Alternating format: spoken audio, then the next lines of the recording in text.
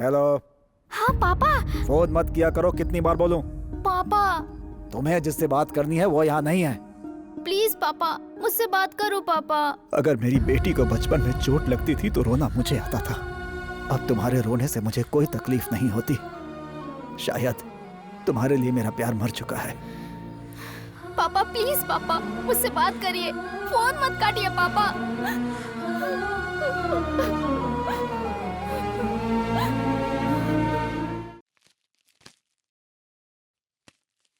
हे, तुम अभी तक रेडी नहीं हुई? तुम्हारे लिए बहुत कुछ प्लान किया है। शादी के बाद आखिर तुम्हारा ये पहला बर्थडे है। पापा के बिना ये मेरा पहला बर्थडे है किशोर। जब मैं छोटी थी तो मेरे पापा कोई भी त्योहार धूमधाम से नहीं मनाते थे, सिर्फ मेरा जन्मदिन बड़े धूमधाम से मनाया करते थे। आज से इसे कभी कोई परेशानी नहीं होनी चाहिए। ठीक है पापा।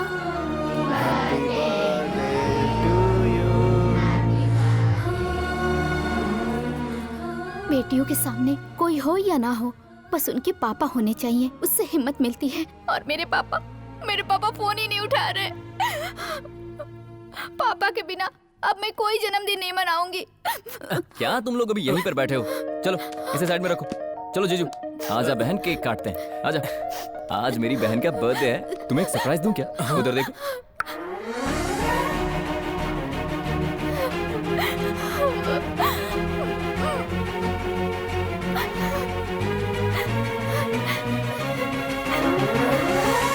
थैंक्स भैया।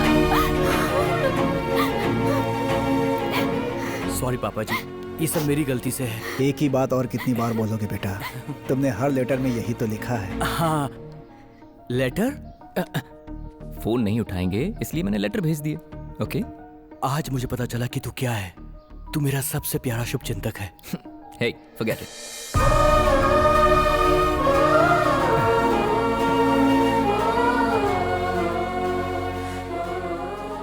तेरे पापा कठोर जरूर है, लेकिन ये तुझे रोज याद करते हैं। हर बाप ऐसा ही होता है। बेटे को कंधे पर उठाकर पालता पोसता है, लेकिन बेटी को दिल में बिठाकर पालता है। 20 साल पाली हुई बेटी अगर किसी और के साथ चली जाए तो गुस्सा तो आता ही है बेटा। जब आपको गुस्सा आया तो वो सिर्फ गुस्सा नहीं था पापा, उसमें प्यार भी तो था जो आपको यहाँ तक ले आया। अगर तुझे इतनी ही समझ थी बेटा तो मेरी एक छोटी सी बात पर घर छोड़कर क्यों चला गया? बचपन में आप ही ने तो कहा था पापा कि बहन को कोई भी परेशानी नहीं होनी चाहिए, और आज जब बात इसकी लव मैरिज की आई तो मैंने उसमें भी उसका साथ दे दिया। अपने मायके में हर लड़की रानी की तरह रहती है, लेकिन सच्चे प्यार की जरूरत उसे शादी के बाद होती है।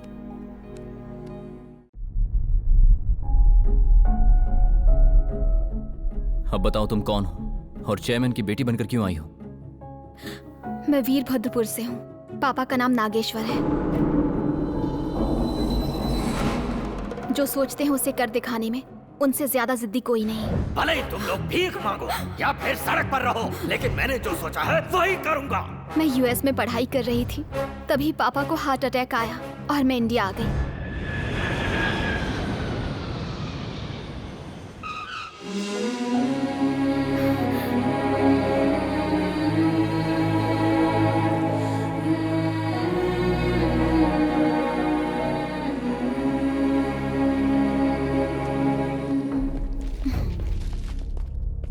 नमस्ते।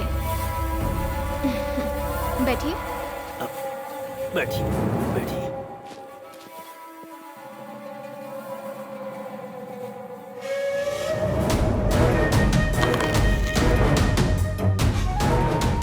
फिर मिलेंगे अंकल। उस बात का मतलब बाद में पता चला।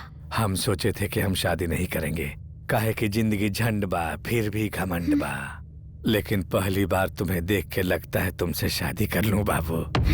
मुझे तुमसे शादी नहीं करनी। तुमको एक कहानी सुनाऊं? एक बकरी कसाई के पास जाके कहती है कि मैं बहुत मासूम हूं, मुझे मत मारो, प्लीज प्लीज मुझे छोड़ दो। लेकिन वो कसाई बहुत ही बेरहम था। उसी वक्त छुरी से उसे खचाक से काट दिया। मोरल ऑफ द स्टोरी क्या है पता है? उस बकरी की भाषा को कसाई नहीं समझा। अगर तुम्हारा किसी से प्यार हुआ तो उसका खून करके तुमसे शादी कर लूंगा। बाय। मुहूर्त निकलवाओ ससुर जी। सासू माँ, अब हम चलता हूँ।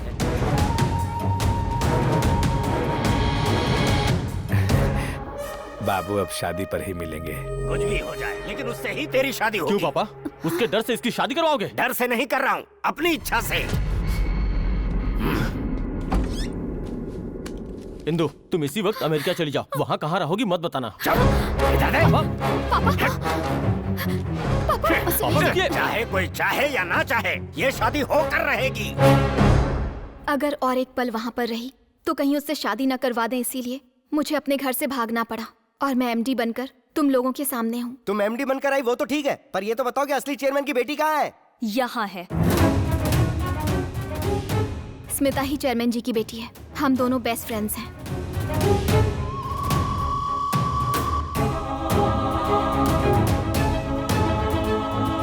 Sorry madam. बदतमीज कहीं के, ये सब करते हुए तुझे शर्म नहीं आती? आंखों में गंदगी भरी है तेरे। अपनी नजरों को नीचे रखना। Really I like you madam. Sorry madam. छी! इसीलिए मैंने इंदु को एमडी बनाया और खुद पीए बन के यहाँ आई। जितना तुमने मेरी कंपनी से लिया था ना, वो सब वापस ले लिया।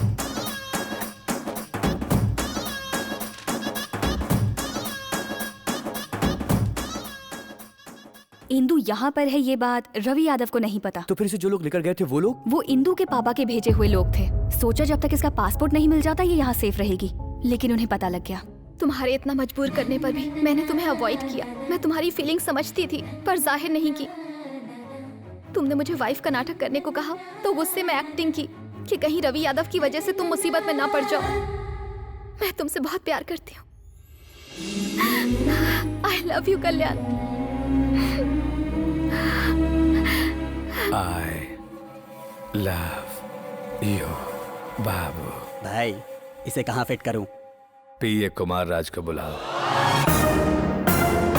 आराव साहब, हम जानते हैं कि हम औरत लोग के लिए और पॉलिटिशियंस के लिए कितना फायदेमंद हो। हमरे जैसन एक्सपीरियंस को अपने पास रखोगे तो खुदे लाइफ में ऊपर जाओगे, इसमें कोनो शक नहीं। लेकिन हमरे जैसन छोटा पौधा को बड़ा वृक्ष बनाने में रवि यादव की फैमिली का हाथ है सर। और अब फल आप खाना चाहते हो सर, ये तो गलत है। आपको डबल सैलरी दूंगा, 2 BHK वाला फ्लैट दूंगा। ऑफर नहीं चाहिए सर, हमको हमारे काम की बस इज्जत चाहिए। इस घर के किचन से हमको जो भी चाहिए हम उठाकर खा लेते हैं सर, जानते हैं। चाहो तो 1 लाख और दे दूंगा। आपको हमारी बात समझ में नहीं आ रहा का? अरे आप कुछ भी ऑफर दोगे लेकिन हम रिश्ता को तोड़ नहीं सकते, नहीं तोड़ सकते। अरे बाप रे, इसे यहाँ किसने रख दिया? ससुर का नाती आंख से दिखता नहीं है का? गाली काहे दे रहे हैं? ये गलत है सर। अरे हमने आपके लिए बहुत बड़ा ऑफर ठुकरा दिया।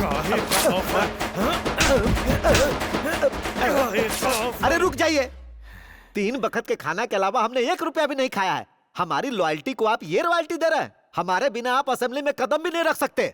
डरा रहा है हमको। निकल बाहर। अरे बाप रे, हम इसी वक्त तुझे नौकरी से निकालता हूँ। आउट। अरे गुस्सा में कोनो फैसला मत लीजिए। हमरे जैसन भरोसा वाला पीए आपको नहीं मिलेगा। मैं हूँ sir, Jhinga Babu sir. BA mechanical, AMA electrical, MIA chemical, DPM, BPM, DMM, PGDCA टेलीफोकस ऑटोकैड। बस आज से तू हमरा पीए है। सैलरी 50,000। सर मैं कुछ और करने आया था लेकिन मुझे आपकी सेवा का मौका मिल गया सर। काहे रे? पढ़ाई की थी या चढ़ाई की थी? कुछ भी समझ ले। अरे बाबा, टैरिफ बदला हो या नेटवर्क बदला हो, लेकिन 4 साल से आपका ही वॉलपेपर मेंटेन कर रहा हूँ। आज तक अपने लिए कुछ भी नहीं मांगा। भले ही हम भीख मांग कर खा लूं, लेकिन इससे वो लड़की नहीं मिली। हाँ राज भाई। सर, हमारे नल पर पेंट करने वाला मुन्ना बहुत ही सीरियस है। मेरे बेटे को खांसी आ रही थी, मैंने डॉक्टर को दिखाया। तुम्हें कुछ नहीं होगा। बोला, आज से इसके मुंह से खून आ गया। बचूंगा ना भैया? तुम्हें कुछ नहीं होगा। डॉक्टर, मैं अपने भाई को बढ़ा पाऊंगा ना भैया? तू कुछ मत बोल बेटा। मैं उसकी पढ़ाई के लिए बहुत पैसे जमा करूंगा।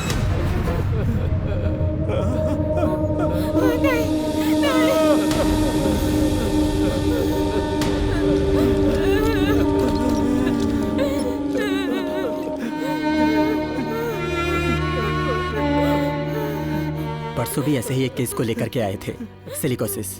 इस बीमारी का कोई इलाज नहीं है। उस फैक्ट्री में जो काम करेगा उसे ऐसी मौत मिलना कॉमन ही है ना। यहाँ पर इतना कुछ हो रहा है तो कोई बोलता क्यों नहीं है? कोई कुछ नहीं बोलेगा सर।